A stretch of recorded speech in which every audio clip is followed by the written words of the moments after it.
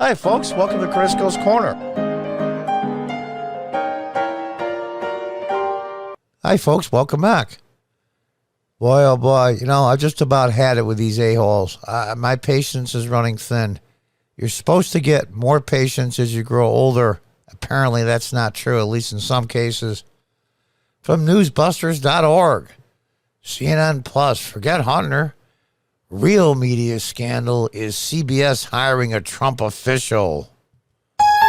Oh, no. Oh, no. Let's read on about this. Just unbelievable. These people suck so bad. You know, people that work at CNN, would I feel badly? I wouldn't be Christian if I said I wouldn't feel badly when they lose their jobs. But you know what, though? I don't care if you're mopping floors in the CNN building and work for them. You work for scumbags. Should have got a different job years ago. The biggest media story to break all week was a series of Wednesday reports in the Washington Post that confirmed both Hunter Biden's laptop and his shady deals with Chinese business. What they say? They're 539 days late. While upending previous media assertions, it was all Russian disinformation. But that was zero importance to CNN, reliable sources. You know, it's amazing to me. Reliable sources. Brian Stelter, what a piece of crap. You know, I'm not even gonna hold back words anymore up until the midterms. And his lackey Oliver Darcy, of course. According to their twistedness, that's a good word to use. The real media controversy was a different Post story about CBS News hiring former Trump chief of staff Mick Mulvaney and pushback from some of the company. Oh, CBS executives were on the defensive for hiring former White House official Mick Mulvaney and not for identifying him that way on the air in his first appearance. There's been some internal pushback, including the top on-air talent. That's their top on-air talent. Stelter announced at the top of the segment, oh my gosh, somebody that's intelligent and articulate and disagrees with us? My God, what are we going to do? After bringing on Darcy, Stelter let it be known they had gotten the story from the Post. So the Washington Post has been advancing this. And we've been on the phone this morning looking into this further. He boasted of the work.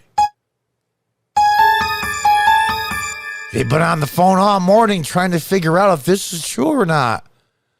There's a former Trump person going to be on CBS.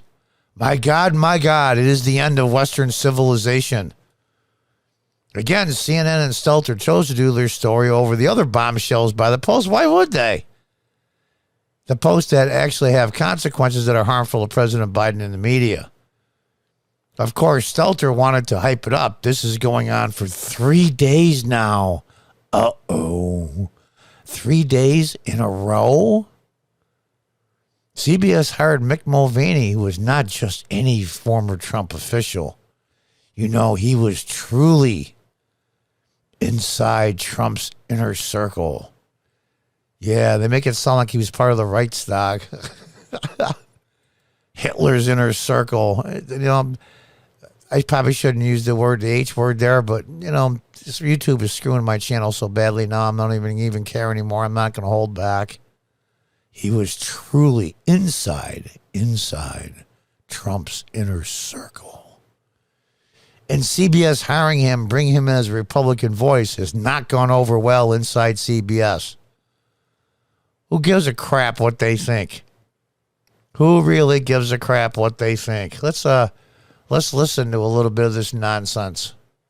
Now, some of our new reporting about a controversy inside CBS News. CBS executives are on the defensive for hiring former Trump White House official Mick Mulvaney and for not identifying him that way on the air in his first appearance. Oh, no. They didn't identify him as an ex-Trump official. They should have, because everybody has labels, remember? So if somebody doesn't know he's a Trump official and listens to him and actually agrees with him, can't have that. It's like the moron that watched the Daily Wire movie Shut In and thought it was really, really good until she discovered it was put out by the Daily Wire. And all of a sudden she was traumatized. These people suck so bad.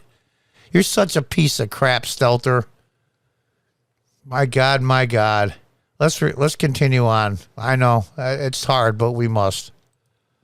There's been some internal pushback, including from top on-air talent. And so now CBS, after Mulvaney had attacked the media for so long, has signed Mulvaney onto a deal of political contributors. He's not a journalist, but he's a political contributor on the network, and it's causing a lot of backlash. He's a political contributor on the network, just like you guys are. Look at this dork. You know, where the Washington Post, for instance, reported yesterday that there were employees who were very upset. They said that they're embarrassed about how this was handled. But here's the argument from CBS. There's a midterm coming up. You've got to reflect the 5 million Americans who voted for Trump in 2020. So you have to hire political insiders. That's like saying you have to inject lies into coverage to make people feel more comfortable. You know, sometimes, Brian, the truth is uncomfortable. It's going to make people a little upset. They're not going to enjoy hearing their views contradicted. But how the F would you know what the truth is? Senior media correspondent. You piece of crap. If you told me the sun was coming up tomorrow, I would be concerned. You moron. You ass. And know what the crazy part is? This idiot believes it. That's what reporters do. They report the facts regardless of how it's going to go over with the audience. And so when the reporters report the facts regardless of how it goes over with the audience. You know, I don't want to listen anymore. What a piece of crap.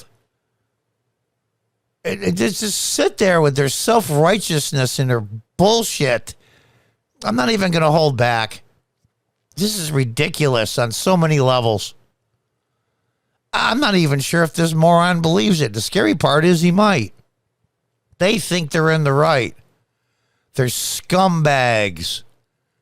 And that's being kind. I'm putting some filter on my language, but in addition to being the Trump administration, Darcy found Mulvaney's criticism of the media to be one of his top offenses. He criticized us. Now he wants to be one of us. We can't have that. We can have no criticism at all because we are saintly and pure, and all we do is tell the truth. And now this monster is among us. Crock of crap. And so now CBS, after Mulvaney had attacked the news media for so long, has signed Mulvaney into a deal of political contributors. He whined. Whining is being nice. But even at CBS, there was more pressing controversy Stellar and Darcy could and should have been talked about. CBS even news anchor Dora O'Donnell may be on her way out as network executive, get fed up with her diva-like and toxic behavior. They're all prima donna a-holes, all of them. And that they choose to rail against any network that dared to hire any former Trump administration official, including their own. Oh, God. Let's look at some other examples on screen. ABC hired Tony Besser. CNN hired Elisa Ferrar. And, of course, Fox News had an entire lineup of former Fox officials. So does Newsmax. Oh, unbelievable. I mean, I don't even know what to say to this idiot. Near the end of the segment, Stelter finally around and noting the argument for CBS was there's a midterm coming up.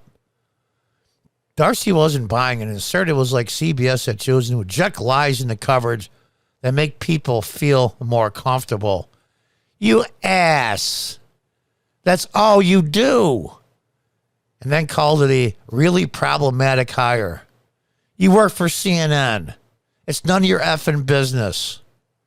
We have a former chief of staff for Donald Trump now in the media at CBS. What are we going to do? And promised to stay on the story as CBS tried to weather the storm. Just a bunch of drama queens. You know, I'm going to say it right out. Just freaking libtards. You guys suck so bad. The asteroid's coming for you, morons. And none too soon. And you're the dinosaur. And until next time, goodbye and good luck.